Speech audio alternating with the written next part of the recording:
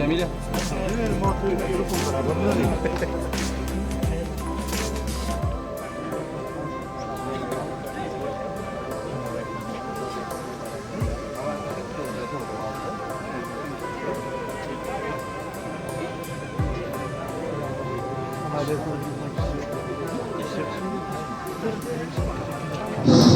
اللي رهبة جناب الطار أحمد خال شربي اللي رهبة جناب الطار أحمد خال شربي سكندر الحياة شربي شباب شربي سكندر الحياة شربي اللي رهبة جناب الطار أحمد خال شربي السلام عليكم. دقيقة تيك تاك جيران أخيك خير دي خير بقبول.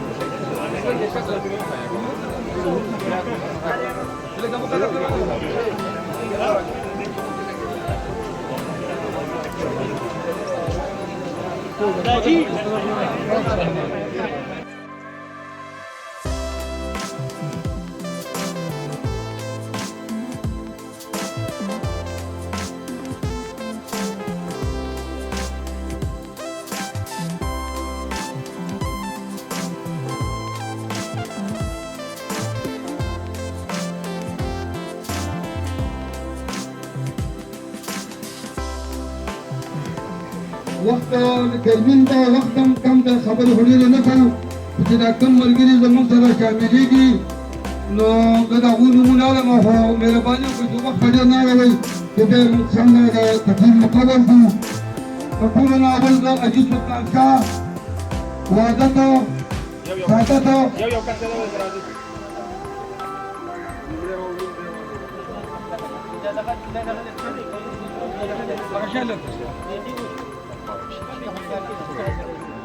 ابراهیمو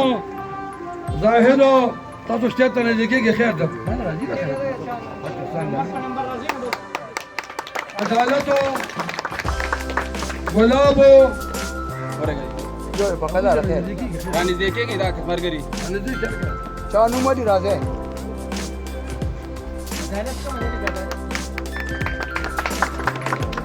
واجدو واحدو عبد خانو کامرانو افرازیابو عدنانو شاهدو ایازو مصطفانو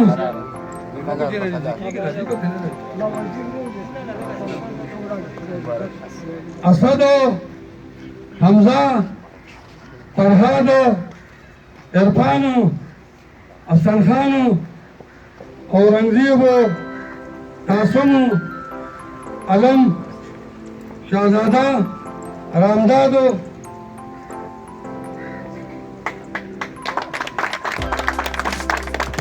نسیلو مومینو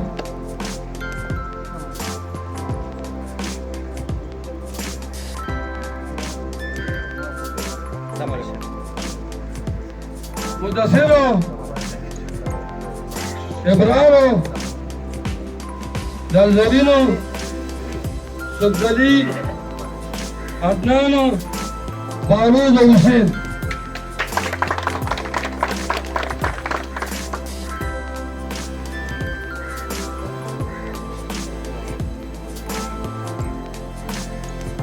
تعجب करेगा गर्मी होगा पेटे हिकमत तकलीफ जब जोड़ो खाने में अचूना गाने में गर्मी भी रखती है मक्के में गर्मी गुजारा करो सका गर्मी पे कितने जरा देखो मंगसरा नवामी निकल पाड़े ना तो पेटिया ही ना मंगसरा तो कन्नू वतन पार्टी के शमूल दिलाने को जब मंग तंजीम तो मर करो सलेमान आयादो मिर्जा खान खस्तगुलो तुझी पर कुछ सुनो मंगसरा जी पर कन्नू वतन पार्टी के शामिल शुरू इंशाअल्लाह गर्मी दे रहा लसूर प्रोग्राम अंदर में नजरता मुकर्रर करी थी والله لنا موسم ختي والموسم بسكت سره تشيږي د راغلو مرګرو ټول شکریا ادا کوم او په دې ګرمۍ کې موږ راغله ده او لکه موږ د پټۍ کې شمولیت وکړو او خدای پاک دې موږ توفیق راکړي چې دې ځای یا کمر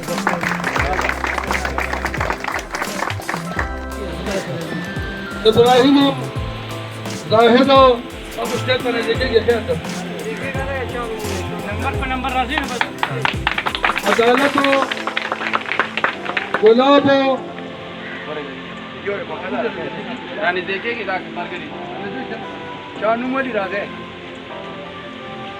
अदालत का मजे अदालत वाजिद हो वाहिद हो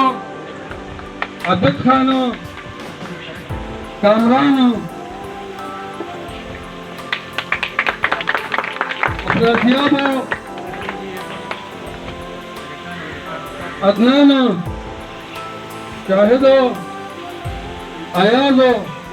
मुस्ताखान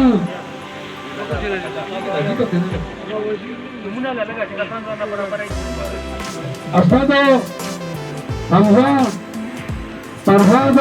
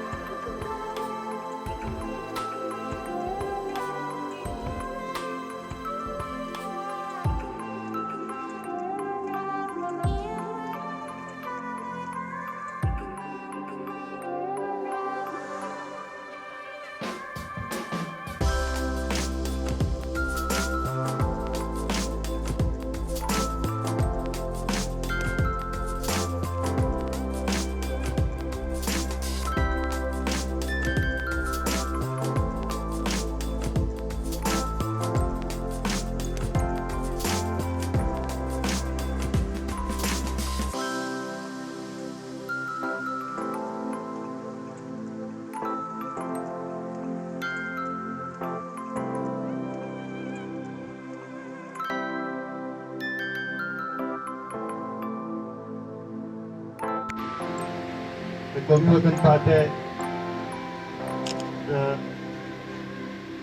के 56 चेयरमैन जावेद हुसैन खान स्टेज में मौजूद कौमी वतन पार्टी जिले जनरल सेक्रेटरी और दावी सर जिले टोलोदारान हल्का 57 चेयरमैन याया जान खान और दिल तक मौजूद छप्पन के टोल अहदेदारान د چوډاک یونین کونسل چیرمین او د هغوی ټوله کابینه د چپنل کې مختلف یونین کونسلونو راغلي د پارټۍ مشرانو او زما د ډیپو کلي او د خوږو علاقو نه راغلي د پارټۍ مشرانو عزتمندو السلام علیکم ټولو کې اول خو زه د خپل نښه او د قومي وطن پارټۍ د ټولو کارکنانو د نښه سلطان شاه خان وحدت خان سعادت خان مقدر خان عدالت خان قاسم خان او د هغوی سره چې کوم نن ګڼ شمېر عزتمند مشران د عوامي نسل پارټۍ نه په قومي وطن پارټۍ کې شامل شو هغوی ته هرکلی ویم او دا یقینداني ور ورکوم چې تاسو یو صحیح فیصله کړې ده انشاءالله یو ځای به د دې پښتون قام د ترقۍ د سوکالۍ لپاره د ملي رهبر جناب آفتاب احمد خان شیرپور په مشرۍ کې به جدوجہد به کوو به او انشاءالله دا کام به د ترقۍ په لار روانه عزتمندو ما نه مخکې استم ورور هم خبرې وکړې جاوید حسین خان هم خبرې وکړې موجوده حکومت چې کله وجود کې راغی نو دوی ډېر زیاتې دعوې کړې وې ډېرې خبرې دې قوم ته کړې وې ډېرې وعدې کړې وې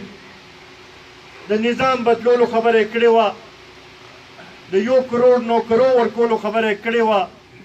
د 50 لکه کورونه جوړولو خبره یې کړې وه د نوې پاکستان جوړولو خبره یې کړې وه خو هغه وخت کې چې کله د الیکشن وشو نو هغه وخت کې زموږ مشر دا خبره کړې وه چې دا حکومت چلول چې دی دا د هر چا د وس کار نه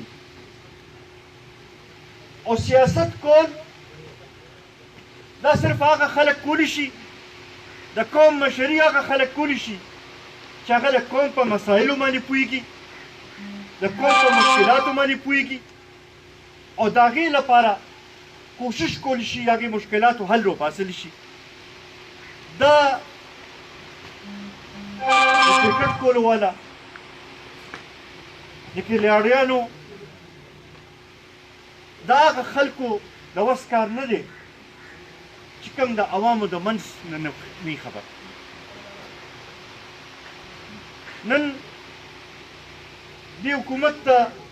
دې سلیکټډ حکومت ته 2 کاله خو تیر شو خو زما خیال دی چې په دې 2 کاله کې یوه خبره هم سرته ونه رسوله که وګورو خارجه پالیسي زموږ داسې شوه چې هغه ملکونه چې چا به په سختو کې همیشه زموږ مدد کولو خصوصا سعودي عرب چې هر سخت موقع کې راغلی دی او موږ سره ودرېدلی دی نن هغه هم موږ نه خفه دی ګاونډیانو ټولو سره زموږ حالات خراب دي بشمول د چین هغوی سره هم هغه صورتحال نه دی چې کم مخکې و داخله پالیسي خو اړو پته نه لګي چې څه داخله پالیسي ده ځکه چې یو لیډر چې په خپله دا وایي چې د یوټرن اخیستل چې دی دا غټ سیاست دی نو د هغه نه به موږ څه تمه وساتو چې هغه بس کم قسمه پالیسي جوړه کړي دې قوم لپاره او بیا خصوصا چونکې دا دور د معیشت دی دې دور کې د 21مې صدۍ کې هغه ملکونه ترقي کوي هغه ملکونه مخ په وړاندې ځي هغې ملکونو خلک خوشحاله وي چې د چا معیشت مضبوط وي نن که موږ وګورو دې عمران خان دا ویلي و چې زه به قرضه نه اخلم او دا تیر حکومتونو چې قرضې دومره اخیستې دي دا د کرپشن لپاره اخیستې دي او چونکې هغوی کرپټ دي دا ملک ترقي نه کوي. نن په دې 2 کالو کې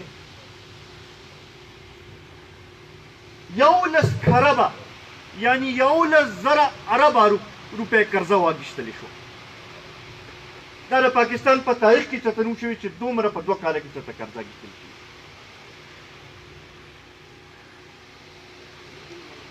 هغه خبره خو درته یاده ده چې ویلو چې که IMF ته لاړم نو خودکشي به کومه. IMF ته تللی نه دی، ټوله زمونږ د خزانې وزارت چې دی هغه IMF ته مکمل حواله کړی دی چې یاره تاسو چې کومه پالیسي جوړوئ موږ به هغه دغه کوو. او بیا هم د معیشت صورتحال ته وګوره، داسې صورتحال جوړ شوی دی چې مخکې به ګراني رااله نو یو نرخ په مقرر شو، خلکو ته به پته ولګېده چې دا شی چې دی دا به 60 روپۍ ګراني، دا به 10 روپۍ ګراني، دا به 50 روپۍ ګراني. اوس خو د روزانه په بنیاد باندې نرخونه بدلیږي. نن چې لاړ شي اوړه چې واخلي، سبا که بیا اوړه اخلي نو هغه نرخ باندې درته نه میلاویږي، د هغې نه زیات قیمت باندې درته میلاویږي. د چینو همدغه صورتحال دی. د خوراکو هر یو شی چې دی د هغې دغه صورتحال دی. معاشي ماهرینو سره چې خبره وکړئ نو هغوی وایي چې دا کم انفلیشن چې څه ته وایي، ګراني چې څه ته وایي، او خصوصا بیا په دې کې 2 قسمه دوی کوي. یو وی چې اورال چې څومره ګراني ده، او یو وی خاص کر د خوراکو څیزونه، هغه څیزونه چې کم د روزانه د استعمال څیزونه دي د هغې ګراني. د هغې ګراني وایي چې دا هغه 13% ته رسېدلې ده او د روان کال کې به دا نور هم زیاتېږي. نو دا غریبانان به څه کوي؟ د روزګار د 1 کروڑ خبره شوې وه، صرف د دې د پالیسو په نتیجه کې په دې 2 کاله کې زما خیال 1 کروڑ نه زیات خلک بې روزګاره شول. هغه چې پاسي اول خو به د تېر حکومتونو باندې هر څه ورچول چې د هغوی د لاسه دا شی خراب دی. اوس پکې د بیمارۍ د باندې متملو شوې ده. دا کله هم نه وایي چې یاره زما پالیسۍ پیل شوي. بعضې خلک اوس هغه شیخ اوس کافي کم شو، مخکې به کړې سوشل میډیا باندې او فیسبوک باندې او په یو شي باندې یا نور که کوم ځای کې د دوی ورکر میلو شو، بس ویې به چې لږ صبر وکړئ او دا د 80 کالو ګند دی او دا به زر صفا شي او پس تاسو به ګورئ چې هر څه به روان شي. اوس چې دی چې ورسره خبره کوي نو وایي چې یاره په خپله ښه سړی دی خو وایي دا ارد ګرد خلک غلط راجمع شوي. دلته دغې خلکو نه دا تپوس کومه چې دا ارد ګرد دا خلک چا راجمع کړي دي او د هغې ذمواري چا ده؟ آیا دې دومره بې بسه دی چې خپل ارد ګرد هغه وزیران او هغه کابینې هغه خلک هم چې دی په خپل دغه نه شي دغه کولی؟ نو بیا خو دې زما خیال یم داسې استعفا ورکړي چې داسې بې بسه وزیر اعظم خو په کار نه دی. ډېر عجیبه قسمه صورتحال دغه دی. بیا چې پکې وګورئ نو خصوصا زمونږ صوبې سره ټولو کې زیات دی. حالانکې که وګورئ نو د سیټونو په حوالې سره او په ووټونو په حوالې سره زمونږ د صوبې نه خلکو له زیات دغه ورکړی. دلته کې هېڅ قسمه ترقي مونږ ته ښکاره نه شو، بلکې دا به زه ووایم چې دې 2 کالو کې خو ترقۍ هغه پیل چې دی هغه بلکل ودرېدلې ده. پرون نابل ورځې پېښور کې BRT افتتاح وکړه چې کومې وې چې 6 میاشتو کې به جوړو 2 کالو کې جوړ شو، اوس هم 1 کال مخکې مونږ جوړ کړو. خو دا تپوس کوو د پېښور په ترقۍ مونږ خوشحالېږو بلکل مونږ غواړو چې پېښور زمونږ دارالخلافه ده چې هغه څومره ښایسته شي څومره هلته کې ترقي وشي مونږ پې ښه ښکاري خو 100 اربه روپۍ په یو پېښور کې چې لګي نو آیا د دې بانډو خلک د دې کلو خلک دا سوال کولو باندې په حق نه دي چې زمونږ هم په دې حکومت کې صحیح څه شته زمونږ د علاقې لپاره به هم داسې کوي به او که نه به کوي د بجلۍ لوډ شیډینګ ته وګوره دا خو وی چې زما راتګ او بس بجلۍ لوډ شیډینګ دغه نظام به داسې بدل شي بجلي چې کوم ځای ته نرخونه ورسېدل او لا اوس نور هم زما خیال دی میاشت اخر کې بیا 1 روپۍ نرخونو کې اضافه کوي نو دا غریبانان به څه کوي دوی به 2 وخته روټۍ د خپل بچو له څنګه را پیدا کوي نن دې ته خبر راغلی ده چې هر یو کس په خپل ځای باندې پریشانه ناست دی او خصوصا کم از کم د عمران خان نه خو دا یو مطالبه هر یو کس ضرور به کوي چې یاره ته د څه شي نوټس مه اخله ځکه چې کوم شي نوټس چې ته واخلې هغه شی په دوی مرض باندې دومره ګران شي چې هغه د غریبه د وسه باندې داسې حکومت مونږ ته نه ولیدل پټرول یې ارزان کړل چاته میلاوېدل بیا چې ګران یې کړل دویمه ورځ نه بیا هر څه ټیک دنیایي طور باندې مسله دا ده چې دې د حکومت په چلولو په طریقه نه کوي د خلکو په مسایلو باندې نه کوي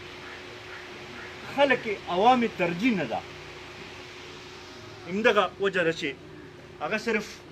مختلف قوتونو خوشحالول غواړي او د هغې ته صرف ناست کنې داسې حکومت زما خیال پاکستان په تاریخ کې چاته نه میلاو شوی چې د اپوزیشن لاس هم تړلي شوي دي اخپې مو له تړلي دي په خولې باندې مو له پټۍ دغه کړې ده او په سترګو مو له پټۍ تړلې ده او بیا هم چې دې حکومت نشي کولی نو ما خیال دا اوس زیاته د ده د نااهلۍ خبره ده دا د نور چا ده هغه شانتې غلطۍ یا د دغه خبره پکې نه راځي یا د حالاتو باندې دا شی نشي کولی کېدی دغه سره زمونږ د پښتنو دا بدقسمتي هم ده چې دلته کوم چې بعضې هغه قوتونه چې هغوی د پښتنو په نوم سیاست کو